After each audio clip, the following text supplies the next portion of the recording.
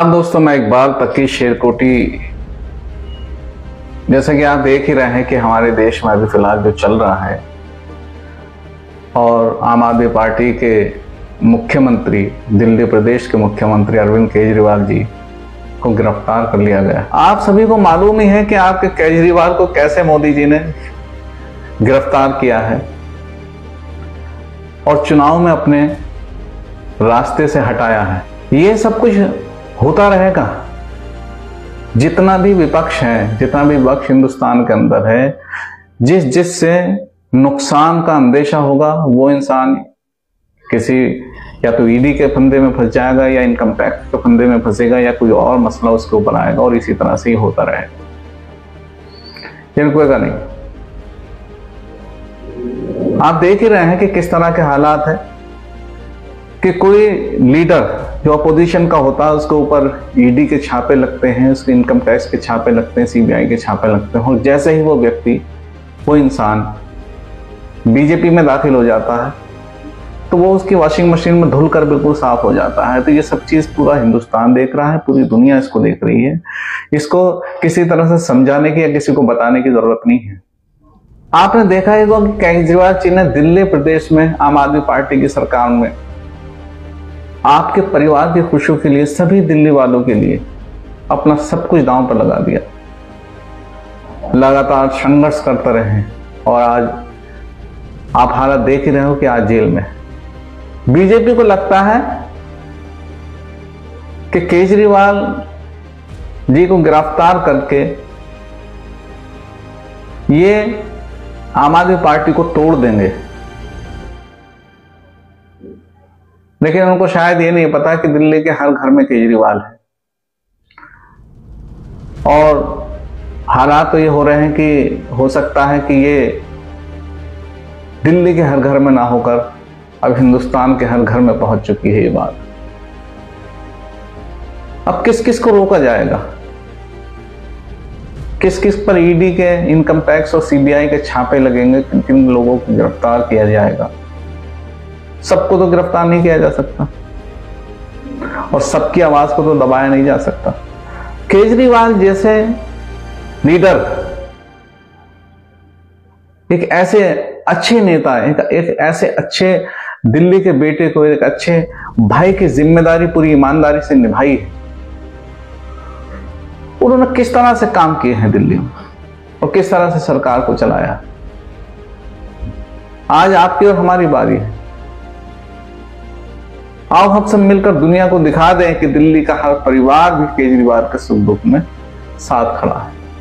केजरीवाल जी की गिरफ्तारी के खिलाफ 31 मार्च को सुबह 10 बजे रामलीला मैदान में एक विशाल जनसभा हो रही है। आप सब लोग जनसभा में पहुंचे हैं अपने परिवार और दोस्तों के साथ और अरविंद केजरीवाल जी का साथ दें और ऐसे ही तमाम लीडर जो भी हिंदुस्तान में हैं उनका साथ दें।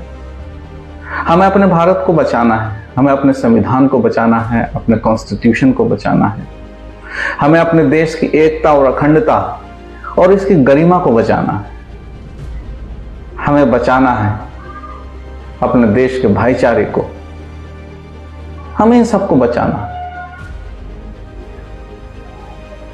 अभी हाल ही में देखा आपने कि इलेक्टोरल बॉन्ड्स का कितना बड़ा स्कैम, कितना बड़ा स्कैंडल ये सामने आया है। कई हजार करोड़ रुपया जो कंपनीज ने इलेक्टोरल बॉन्ड के रूप में पार्टी को दिया और खासतौर पर बीजेपी को दिया है, और ऐसी पार्टियों ने दिया है जिनके ऊपर ईडी और सीबीआई के छापे लगे और उसके बाद में उन्होंने इलेक्टोरल बॉन्ड खरीदे और चंदा दे दिया और उनसे बच गए। मैं देख रहा था रवीश कुमार जी की एक रिपोर्ट जिसमें ऑरिबिंदो फार्मा के जो डायरेक्टर है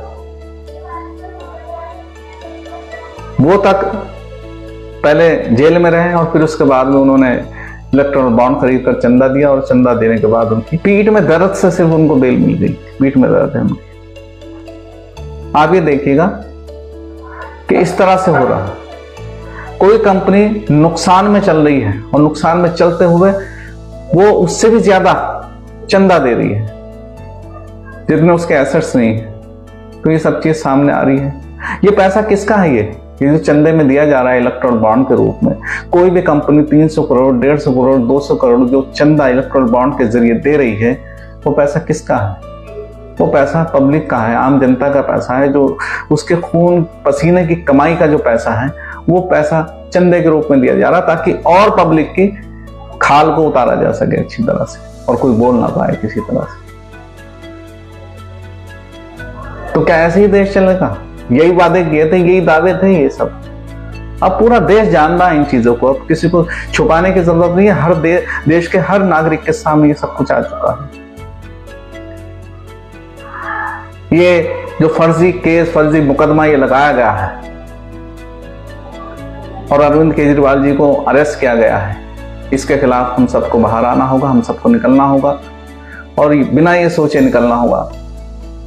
क्योंकि आज अगर हम नहीं बोलेंगे, आज हम नहीं उठेंगे, तो आने वाले वक्त में हमें इससे भी बड़ी कुर्बानी देनी पड़ सकती है।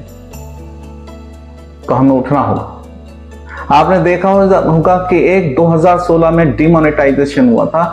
आप अगर उसकी जांच करा देना आज, तो डिमोनेटाइजेशन की जांच करने के बाद में हजारों जो बीजेपी के प्रमुख लीडर्स हैं वो सब जेल की सलाखों के पीछे होंगे, लेकिन डालने वाला कौन? कोई नहीं डाल सकता, क्योंकि जिसकी लाठी उसकी भैंस, कोई कुछ नहीं कर सकता। जिस आदमी के पास 4,500 रुपए थे वो बैंक की लाइन में खड़ा था, लेकिन कभी किसी ने ये गौर किया है कि जिस आदमी के पास 4,500 करोड़ रुपए थे उसने कैसे उसको चेंज किया? नहीं पता होगा किसी को, और ना कोई पता करना चाहता। आप करके तो देखिएगा, फिर पता चलेगा कि घोटाला किसे कहते हैं, करप्शन किसे कहते हैं। सिर्फ उसका कर लीजिएगा, और भी बहुत सारे ऐसे मामले हैं। कितने चेहरे खुलकर सामने आएंगे और कितने चेहरों से नकाब उतरेंगे। क्या सत्यपाल मलिक जी ने चीख चीख कर पूरे हिंदुस्तान को नहीं बताया पुलवामा के बारे में? क्या उसकी जांच ऐसे ही हुई जैसे और दूसरे मामलों की जांच होती है? नहीं हुई। किसानों पर जो प्रहार किया गया, ये प्रहार एक पर नहीं होता, ये कभी किसी पर होता, कभी किसी विपक्षी पर होता है, कभी किसी विपक्षी पार्टी पर होता है, कभी आम आदमी पार्टी पर होता है, कभी कांग्रेस पर होता है, कभी समाजवादी पर होता है। और जो मान जाते हैं बात को, ठीक है, जो बोलना बंद कर देते हैं वो ठीक है। और जो लोग जिन पर आरोप लगते हैं और वो बीजेपी में चले जाते हैं तो वो धुल जाते हैं, उनके सारे मामला खत्म हो जाते हैं बिल्कुल एकदम। इसी तरह से किसानों पर अटैक हुआ, किसानों के जो हुकूक है उन पर अटैक हुआ, उनको बंधुआ मजदूर बनाने की तैयारी कर दी गई 3 काले कानूनों के द्वारा। वो एमएसपी के लिए आज तक लड़ रहे हैं। इसके साथ साथ आपने देखा होगा ट्रक ड्राइवर्स, कितने ट्रक ड्राइवर्स रोड पर आ गए। अब आप माइनॉरिटीज की तो बात ही मत कीजिए, माइनॉरिटीज तो बिल्कुल एजेंडे में शामिल है। बिना माइनॉरिटीज पे हमले के, बिना माइनॉरिटीज के इश्यूज के तो पार्टी चल ही नहीं सकती। योगी जी हमारे दावा करते हैं, और मदरसे, जो भी मदरसा बोर्ड था उसको मंसूख करने की तैयारी हो गई है, बिल्कुल एकदम निरस्त करने की। और बताया जा रहा है कि मदरसा बोर्ड जो वो गैर संवैधानिक, मतलब मदरसा बोर्ड का जब ये इसका स्थापना हुई थी तो संवैधानिक तरीके से ही इसका बिल पास करने के बाद तब ये स्थापना हुई थी। क्या वो असंवैधानिक था तरीका? और जो सीएए का बिल है, जो कि आर्टिकल 14 की खिलाफ वर्जी करता है, उसके अगेंस्ट है, वो संवैधानिक है। मतलब वही बात हुई ना कि जिसकी लाठी उसकी भैंस। वो कहते हैं कि ये कानून नहीं चलेगा, ये मदरसा बोर्ड नहीं चलेगा। मदरसा बोर्ड जो है शरई कानून है, शरीयत के एतबार से, और हिंदुस्तान जो देश जो है वो शरीयत से नहीं चलेगा, वो संविधान से चलेगा। चलो मैं आपकी बात मान लेता हूं योगी जी कि देश शरीयत से नहीं चलेगा, संविधान से चलेगा, तो आप इस देश को भगवा से चलाने की कोशिश क्यों कर रहे हैं? आप क्यों कोशिश कर रहे हैं देश को भगवा से चलाने की? आपने कभी अपने लिबास को देखा है? और पुष्प वर्षा करते हैं, फूल मालाएं चढ़ाते हैं, और सरकारी भवनों का और सरकारी इमारतों का इनॉग्रेशन आप पूजा पाठ से करते हैं, तो क्या ये संवैधानिक है? ये